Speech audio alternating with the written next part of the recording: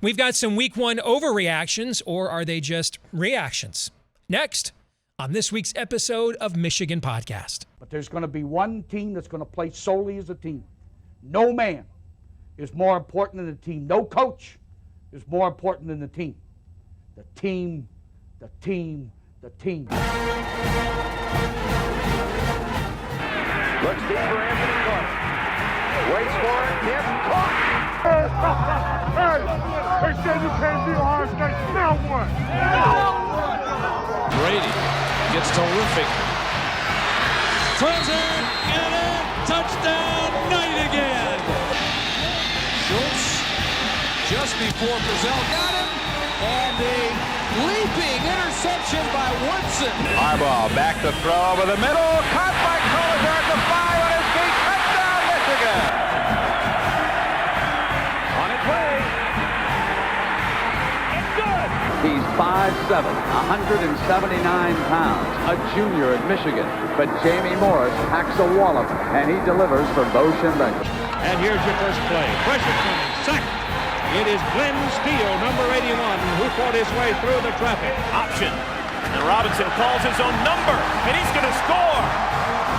Oh, an easy touchdown for Robinson and Michigan.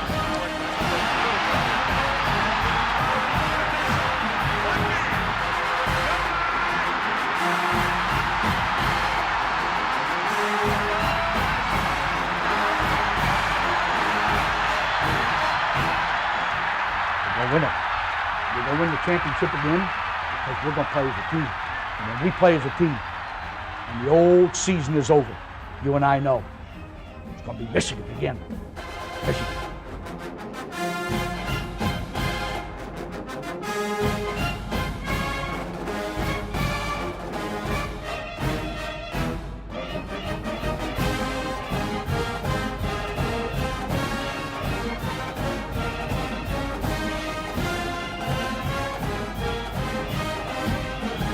Greetings, Go Blue. Welcome to this week's episode of Michigan Podcast. I'm Steve Deace, and yes, we'll have plenty to say about Michigan's 51-7 slobber knocking of the Colorado State Rams here. We'll get into that and what are the reactions or overreactions in just a minute. But first, a reminder about our friends over at Prize Picks. We have done 2 player picks with Prize Picks in our last 2 episodes, and of course, I'm exactly 2-2 thus far.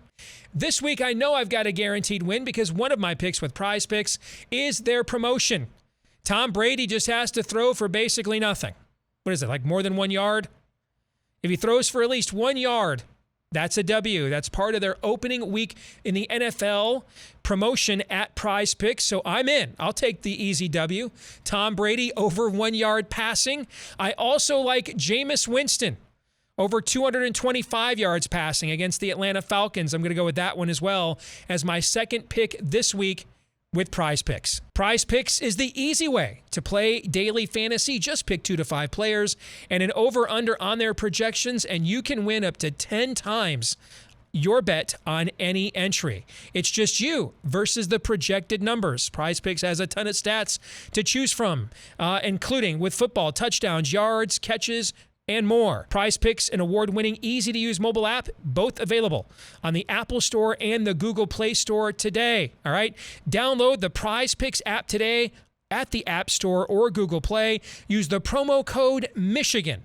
Promo code Michigan for an instant deposit match of up to $100. Again, get the Prize Picks app at the Apple App Store or Google Play for your Android. Use the promo code Michigan for an instant deposit match of up to $100.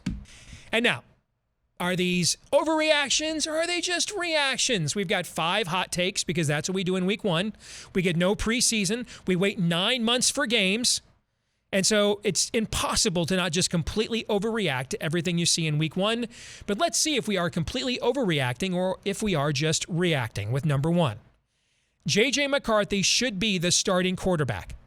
Now, it is clearly trending that way. In fact, I think it is more likely than not that barring an injury to J.J. McCarthy, you may have seen Cade McNamara's last start as the Michigan quarterback. But for now, I'm still going to say it's an overreaction. Why? Because J.J. McCarthy still has to, right now, is what matters. I'm not worried about Saturday. Hawaii sucks. That might be the worst team in the FBS. I don't know what a line on Hawaii, Florida International would be. I just know it would be fugly, okay? So that's maybe the worst team in all of FBS. Vanderbilt, that's the most points they've scored on an FBS opponent since the 40s.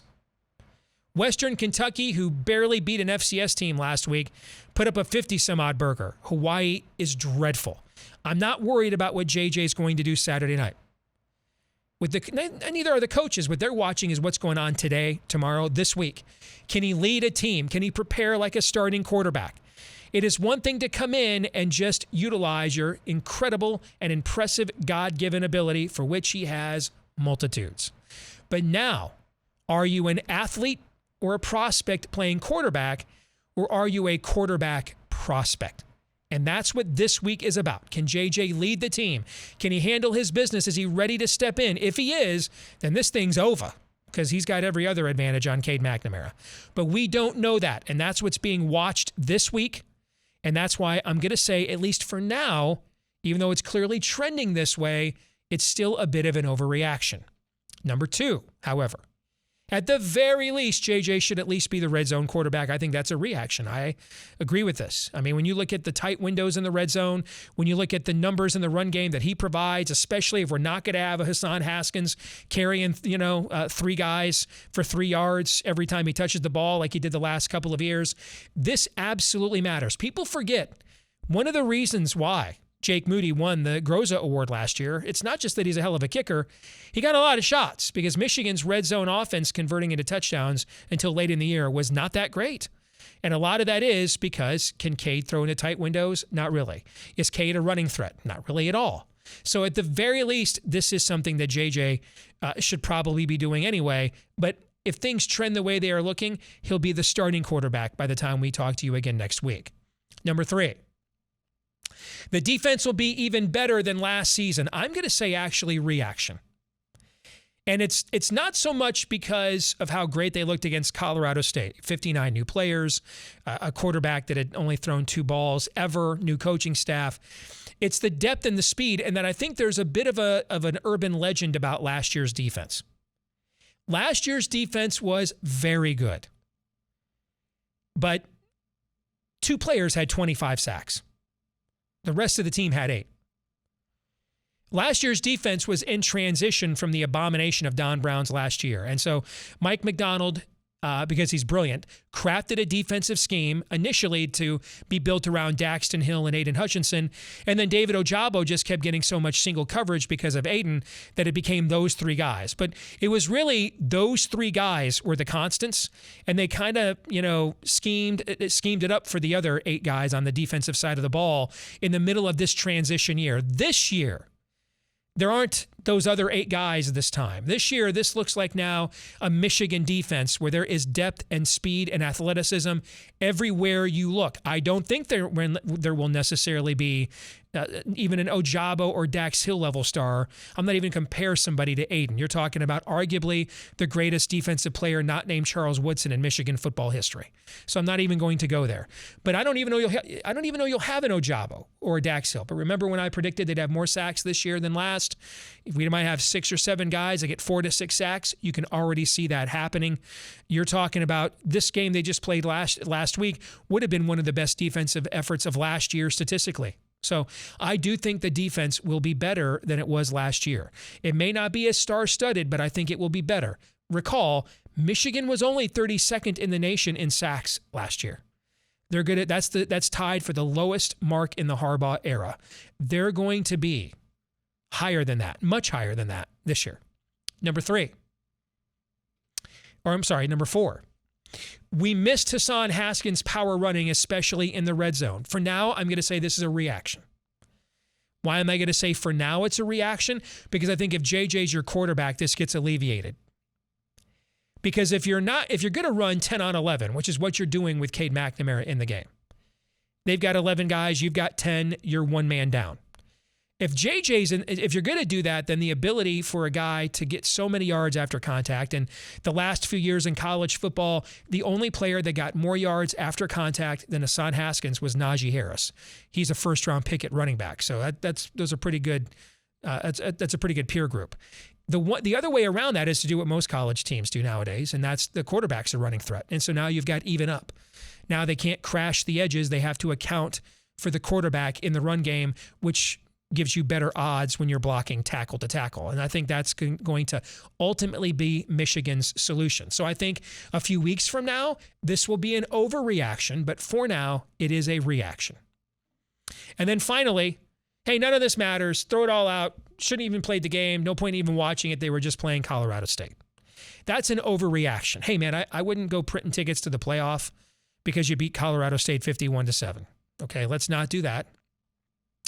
As the great prophet Harvey Keitel once said in the movie Pulp Fiction, let's not start pleasuring each other quite yet. Okay, it is Colorado State. There should be some recognition of that, maybe some significant recognition of that. But it's also disingenuous to say, oh, Michigan will suck on defense without Aiden Hutchinson. They go out there and get 7 tackles and 11 tackles for loss, and 7 tackles from 6 different players and 11 tackles for loss from 9 different guys, and then you're like, oh, it's just Colorado State. I mean, you could do that, but then you'd be a hack in a comment section. All right, if you want to have a real conversation, you cannot do both of those things, right? And so it's clearly not an overreaction when you look at the reaction we're having to Cade McNamara's performance in the game. So yes, I wouldn't necessarily change your season expectations for this team. I mean, mine were already pretty high anyway, but I wouldn't go ahead and change your season expectations because you slobber-knocked Colorado State, you mollywopped them in week 1. But when you look at some of the things you were concerned or not concerned about going into a season and you see how they perform, it's not overreaction at all because this is the first time you're seeing live action, and it's the first time that they are in live action as well. Well, let's find out what someone who may not be as automatically favorable to the Wolverines as me happens to think. Mark Rogers will join us. We'll get the view from the Scarlet and Gray side of things here in a moment. Yes, folks, we get asked a lot, hey, what can we do to support what you're doing here at Michigan Podcast? We can always like, rate, subscribe, share the content, but you can also share with us by supporting us on our Patreon page. There you can see we've had an outstanding season so far with Major League Baseball picks all year long. We've got win totals posted for college football for every college football team. Already posted, 2 months ago now, my season win total best bets for the season as well. With the season nigh, you'll be getting weekly picks and more for both college and pro football. We'll finish baseball strong. You don't want to miss it. College basketball is only about 100 days away. Just $5 a month if you want to support us to get all this great exclusive content on our Patreon page at patreon.com/Michigan Podcast. That's patreon.com/Michigan Podcast. And as always, we want to thank the hundreds of you that are already supporting us there at patreon.com/Michigan Podcast.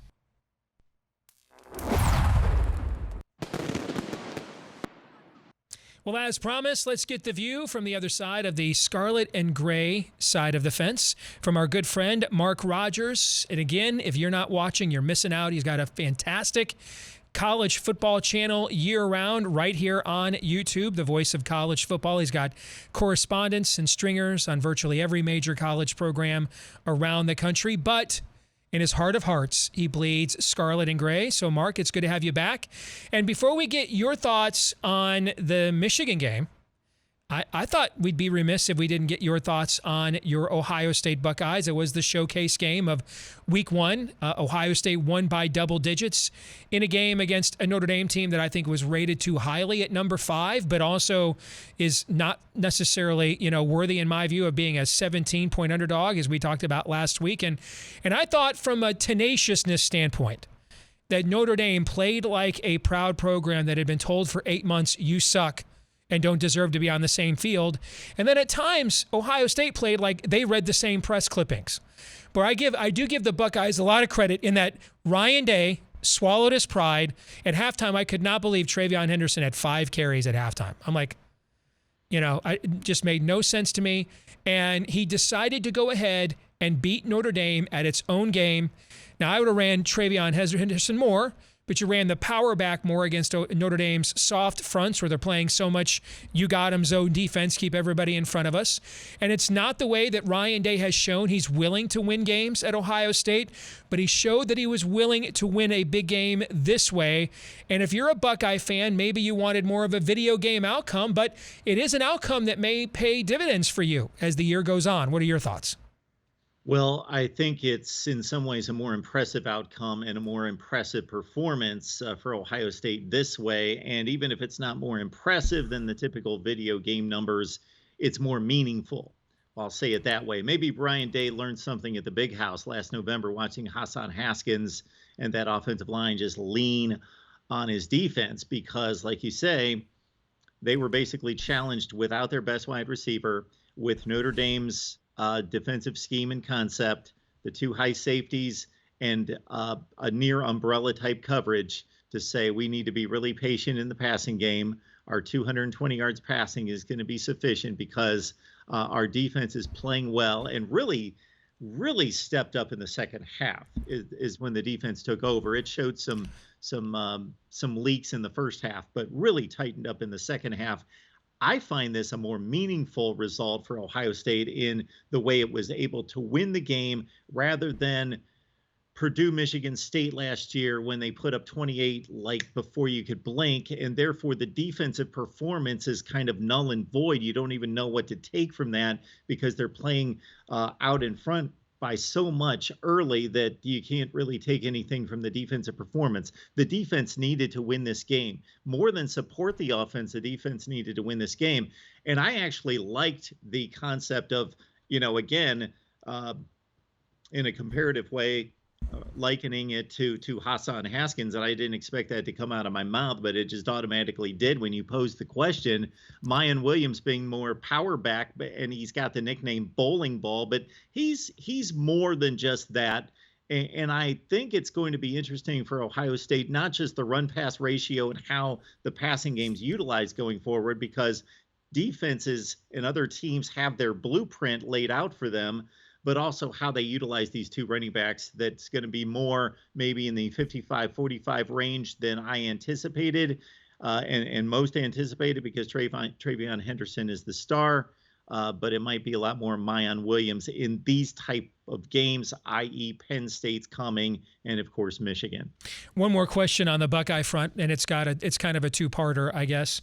Any update on Jackson Smith-Njigba and what the long-term severity of his injury was?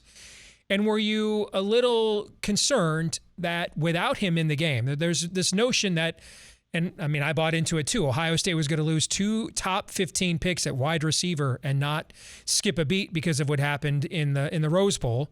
Well, that was also a game where there was no film on a lot of these guys, right? I mean, Jackson Smith-Njigba was Ohio State's leading receiver last year, but no one had watched any of Marvin Harrison Jr.'s route runnings or any. A lot of those other guys had really barely been seen. And it looked like without Njigba in the game, it really looked like it was a much more pedestrian passing attack. Do you think that's just more of a byproduct of the deep kind of don't give up anything over our head zone that Notre Dame was playing? What are your thoughts on that? Well, I think it is, but I think there are legitimate concerns. So I think C.J. Stroud looks at Jackson Smith-Njigba as a safety blanket. He looks for him first and foremost. And once he was taken out of the game, and they actually got him back into the game and used him very much as a decoy. There's one play in particular where he was used to clear out the secondary. He and 2 other receivers bring Emeka Egbuka underneath. And there was a miscommunication between Stroud and Egbuka that was costly. It looked on the surface like Stroud made a bad pass. He didn't make a bad pass. Egbuka didn't sit in the zone because he was wide open.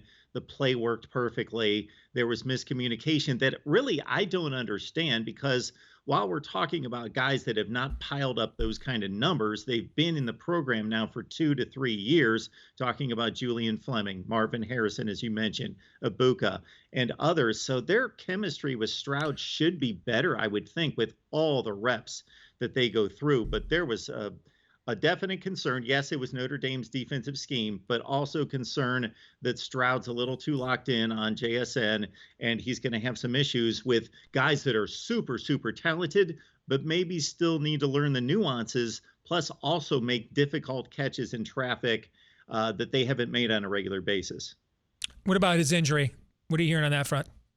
When I got my Ohio State guys in here on Wednesday, we do a 1:30 p.m. show. I bet they're going to know a lot more, Okay. although you know how college football coaches are guarded. So I don't know much about it right now. I don't know, man. I used to cover the most guarded one of them all.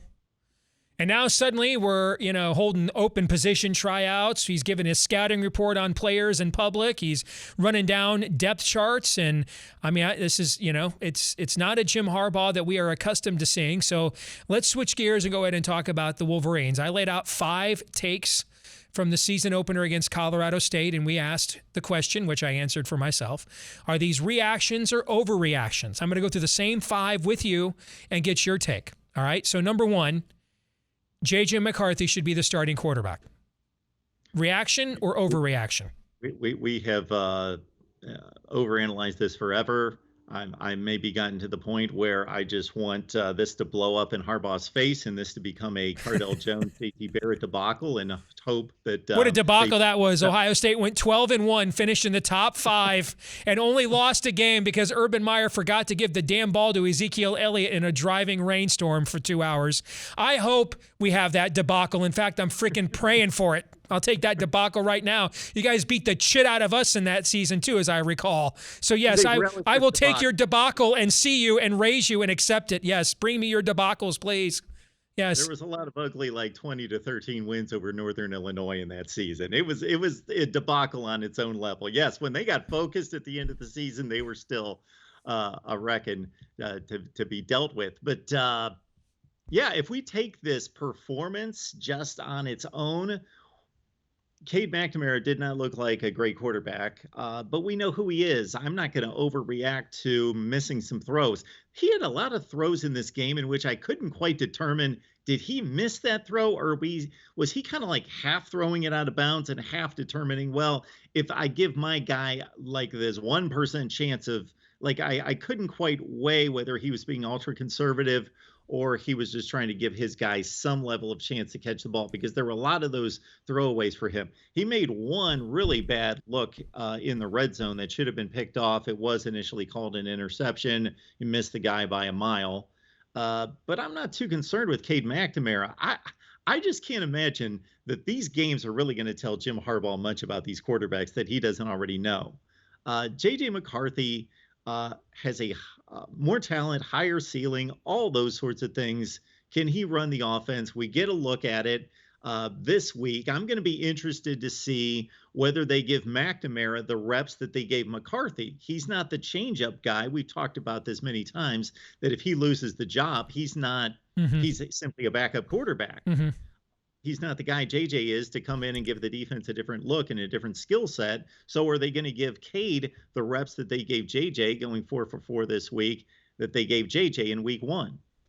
All right. Number 2, JJ McCarthy should at least be the red zone quarterback. And if you go back to last year, one of the reasons why we had the Lou Groza award-winning kicker, he's a hell of a kicker, okay? But he got a lot of opportunities, sub 45 yards, because not until the end of the year were we actually a great red zone offense at converting touchdown or red zone opportunities into touchdowns. That's a misnomer about last year's team. Michigan actually had more 40 and 50-plus yard touchdown plays than any team in college football last year. They were not great until the end of the season in converting red zone opportunities into touchdowns, and had to kick a lot of field goals in places like Nebraska and some of those games, right? And you saw this again against Colorado State. That is not Cade's game. He doesn't have the arm for throwing into tight windows. He's not a running threat, so you've got numbers in the box. So at the very least, reaction or overreaction, JJ should be the red zone quarterback. There's maybe Harbaugh is going to fall right into the pit that I'm hoping that they fall into. I don't like that whole, we've got a quarterback who's going to remove it from the 25-yard line all the way into the red zone, and we're going to remove him from the game. Might as well go to the Steve Spurrier approach of, shuttling in quarterbacks, or Tom Landry did that with Staubach and Morton at one point way back. Steve Spurrier beat Florida State when they were number 2 in the country one year doing that, and finished in the top 10. You keep giving me these examples of ridiculous things that worked, brother. These things worked. Well, Tom Landry figured out halfway through the season it didn't work, and then he settled on Staubach, and they won the Super Bowl. But yes, they worked because they had great talent, and Michigan's certainly in that category to a certain extent. I just don't. In a tactical way, I can't give a tactical argument as to why JJ would not be the better threat in the red zone. But isn't he the better threat at the 50, at the 40, at the everywhere on the field? See, that's the thing about this that people don't understand. Is even if Harbaugh had never, let's do an exercise, Mark. Let's pretend Harbaugh had never opened his mouth about this being an open competition and just announced Cade is the starter and JJ will play, just like we saw last year. And let's just pretend that's all, and which is what we anticipated would happen. And let's pretend that happened and we saw the exact game. Now, some people are going to say, well, Harbaugh messed with Cade mentally by yanking his chain here at the end, except 9 out of 18 for 160 yards. If you watched last year, that's a pretty Cade McNamara passing line, actually. All right, 1 touchdown, no picks. That's, except for against Michigan State's pretty awful secondary, that's pretty much what he did against everybody else, okay? So let's pretend that Harbaugh never opened the door when we had the exact same game we just saw. Mark, what's the number one thing we're talking about out of that game? We're talking about Cade McNamara, not... yeah, same thing. We're having the same conversation. We're having the exact same conversation. It's obvious it's a different offense when JJ's in the game. He, at the very least, tell him to just dump the ball off like Cade does. But then now you've got a running threat on top of it, so it's not just a bluff zone read every time where the opponent's got numbers in the box. We would be having the same conversation whether Jim opened up the competition or not, because it's obvious to everybody that one guy is a superior prospect to the other. That's why they're doing this. It's obvious to them too. They're lengthening the runway so that there's more room for J.J. McCarthy to land the plane. This is pretty obvious what is going on here. Okay, and I think they intended him to be the starting quarterback coming out of the Orange Bowl. He had to rest his shoulder all of spring, so now he's not there really full-time the entire spring. This is being done so that the guy that won't go 9 of 18 for $160 can be the quarterback. That's pretty obvious. Well, then we've got our answer, and that's the right answer. It's they have a player in J.J. McCarthy who's not just a better player in terms of arm strength and speed and ability athletically, but he's played in enough games and shown it. And no, he's not had the burden of the offense from play one to play conclusion of the game. But other than that, he has played big opponents in meaningful spots in close games. So time to cut loose and let it go. And the only thing that's going to make this an issue is if somehow J.J. McCarthy comes out this week and goes 9 for 21 and throws 2 picks. Yes. All right, let's do these final 3 in more rapid-fire fashion. The defense will be even better than last season. Reaction or overreaction? Harbaugh was hinting at that during camp. All right, so is that reaction or overreaction? What do you think? The defense at this point is not better than last year. They played Colorado State. They had a tremendous defensive effort. Every play that I saw, they were all over the quarterback. So I get that. There should be optimism. It's still a great group, and it might collectively be a better defense. We shall see, but I'm still missing those 3 to 4 stars. Okay, number 4, we missed Hassan Haskins' power running, especially in the red zone. Reaction or overreaction? Then this is something that you would substitute with JJ in the lineup, as it becomes, you kind of alleviate that thing. If you do think that's a problem, him in the lineup kind of alleviates it because now you've got numbers in the box. But what is your take?